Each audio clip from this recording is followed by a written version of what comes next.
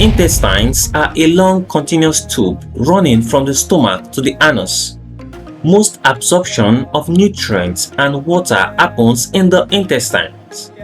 The intestines includes the small intestine, large intestine, and the rectum. Small intestine is about 20 feet long and about an inch in diameter. Its job is to absorb most of the nutrients from what we eat and drink. Velvety tissue lines the small intestine, which is divided into the duodenum, jejunum, and the ileum.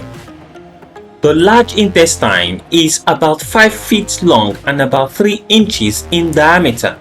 The colon absorbs water from waste, creating stool. As stool enters the rectum, nerves there create the urge to defecate. Thank you guys. I know you have learned something today.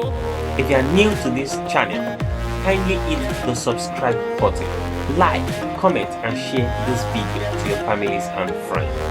I'll see you in the next video. Bye bye.